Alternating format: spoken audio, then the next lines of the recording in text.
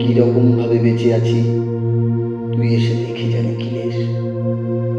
এই কি মানুষ জন্ম, নাকি শেষ পুরোহিত কঙ্কালের পাশে খেলা।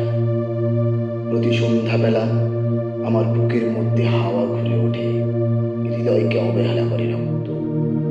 আমি মানুষের পায়ের কাছে কুকুর হয়ে বসে থাকি, তার ভেতরের কুকুরটাকে দেখব বলে। আমি আক্রোশে হেসে উঠি না, আমি ঝাড় পোকার পাশে ঝাড় পোকা হয়ে হাঁটি, মশা হয়ে উড়ি একদল মশার সঙ্গে। খাঁটি অন্ধকারে স্ত্রীলোকের মধ্যে টোপ দিয়ে দেখেছি দেশলাই জেলে, ও গায়ে আমার কোনো ঘর বাড়ি নেই। আমি স্বপ্নের মধ্যে বাবুদের বাড়ির ছেলে সেজে গেছি রঙ্গালয়ে, পরাগের মতো ফুঁ দিয়ে উড়িয়েছি দৃশ্যলোক। ঘামে ছিল না এমন গন্ধ যাতে ক্রোধে জ্বলে উঠতে পারো।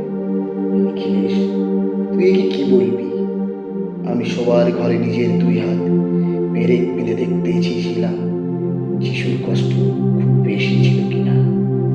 আমি ফুলের পাশে ফুল হয়ে ফুটে দেখেছি, তাকে ভালোবাসতে পারিনি। আমি কপাল থেকে ঘামের মতন মুছে নিয়েছি পিতামহের নাম। আমি শ্মশানে গিয়ে মরে যাবার বদলে মায়ের ঘুমিয়ে পড়েছিলাম। নিখিলেশ, আমি এইরকম ভাবে বেঁচে আছি, তোর সঙ্গে জীবন বদল করে কোনো লাভ হলো না আমার।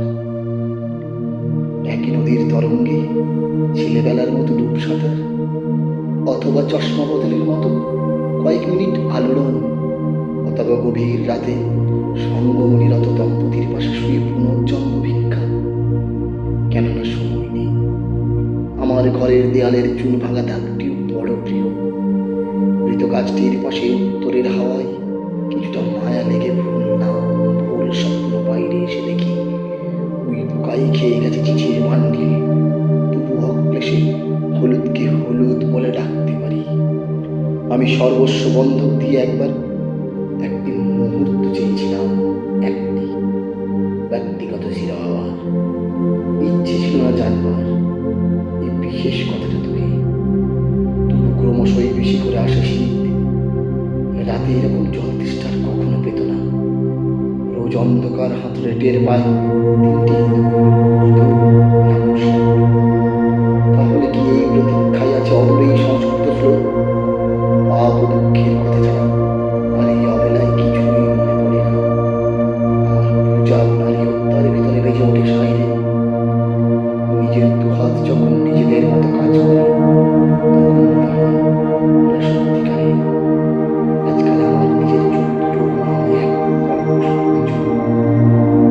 এরকম চোখ